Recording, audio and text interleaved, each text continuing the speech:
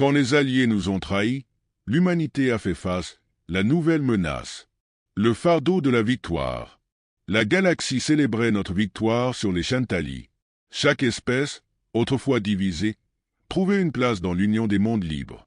Cependant, la paix, bien que durement gagnée, portait un poids. Les sacrifices étaient encore frais dans nos mémoires. Harper, qui s'était sacrifié pour détruire le portail quantique de Nirtalon, était devenu un symbole de courage, mais aussi un rappel constant de ce que cette guerre avait coûté. Sur Terre, je passais mes journées à coordonner la reconstruction et à apaiser les tensions politiques qui persistaient entre certaines espèces. Pourtant, une inquiétude persistante me rongeait. La disparition des Shantali laissait un vide dans l'équilibre galactique, un vide que d'autres pourraient chercher à remplir. Un signal inattendu.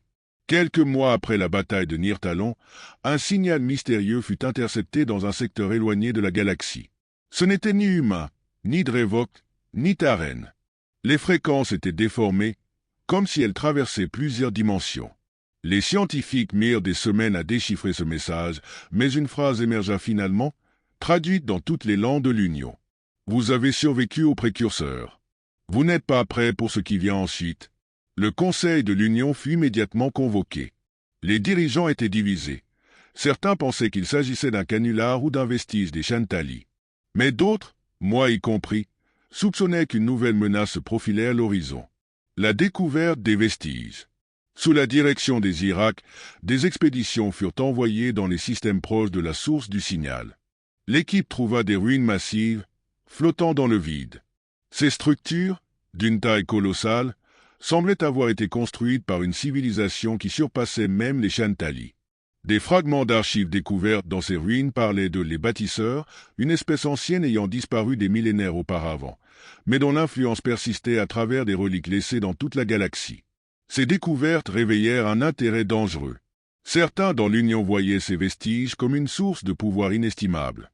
Mais les Drevok, qui avaient une connaissance approfondie des légendes galactiques, avertirent que les bâtisseurs avaient créé des armes capables d'anéantir des systèmes entiers. Une course contre la destruction.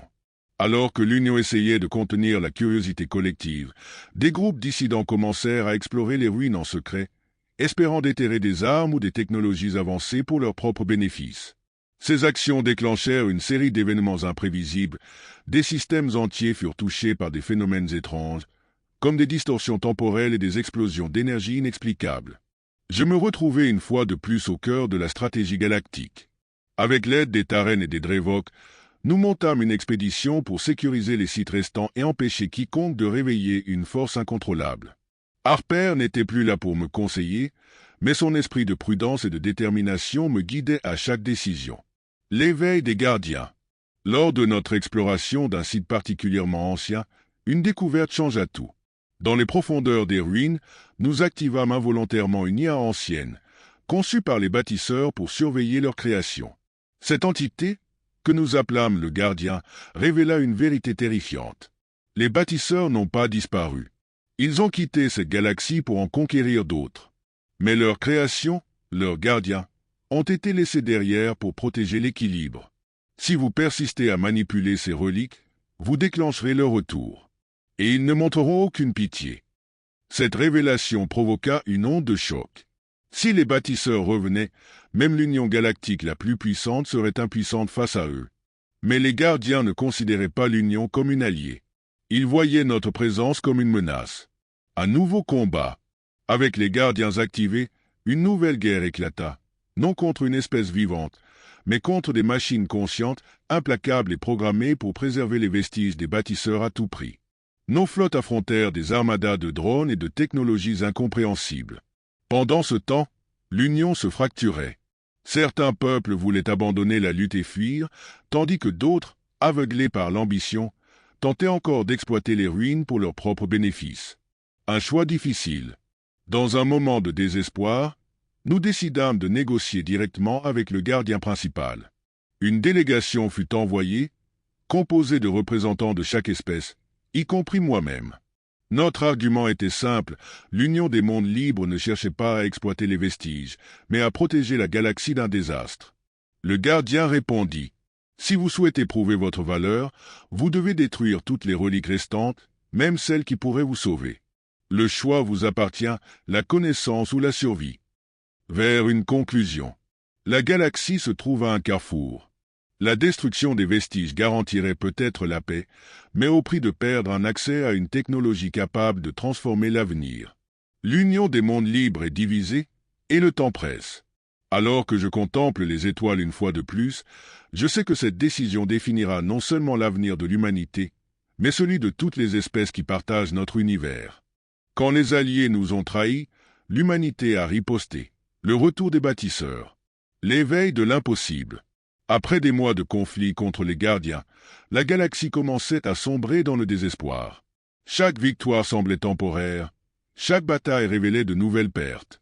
Mais alors que nous pensions toucher le fond, un événement inattendu bouleversa tout.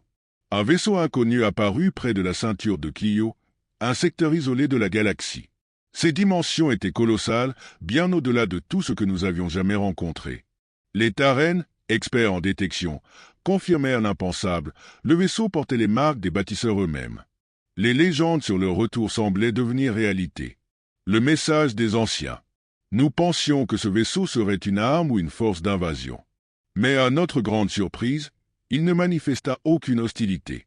Au contraire, il transmit un message à l'ensemble de la galaxie, dans toutes les langues.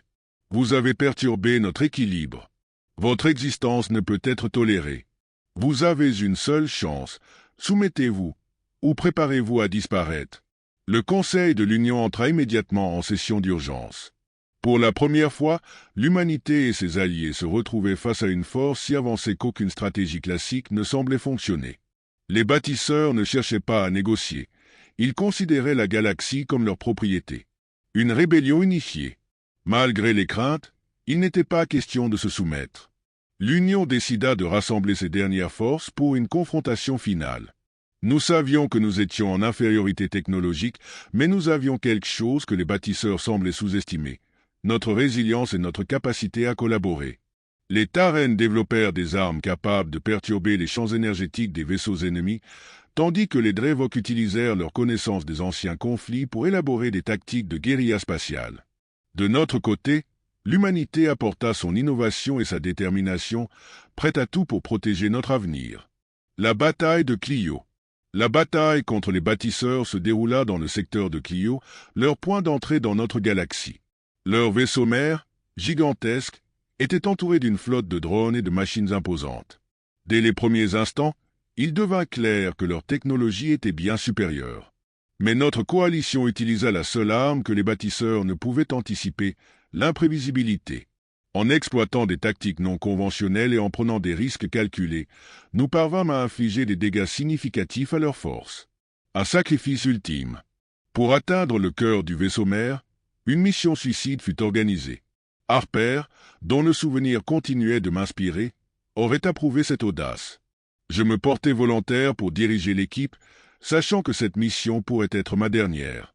Lorsque nous atteignîmes le réacteur central, nous activâmes une surcharge qui désactiva temporairement leur défense. Mais pour garantir notre succès, plusieurs membres de mon équipe restèrent derrière, sacrifiant leur vie pour offrir une chance à la galaxie. Leur courage fut un rappel poignant de tout ce que nous avions déjà perdu. Une victoire incertaine. Le vaisseau mère explosa, et les bâtisseurs se retirèrent soudainement, comme s'ils réévaluaient notre force. Ce retrait ne signifiait pas une victoire définitive, mais plutôt un répit. Nous savions qu'ils reviendraient, plus préparés et plus déterminés. De retour sur Terre, je prononçai un discours devant l'Union. Ce n'est pas la fin de cette lutte. Mais aujourd'hui, nous avons prouvé que, même face à l'impossible, l'unité peut nous mener à des sommets inattendus. L'humanité, avec ses alliés, a montré qu'elle ne se laisserait jamais briser. Étincelle, que feriez-vous face à une menace aussi puissante? Partagez vos réflexions dans les commentaires et rejoignez-nous dans cette aventure galactique.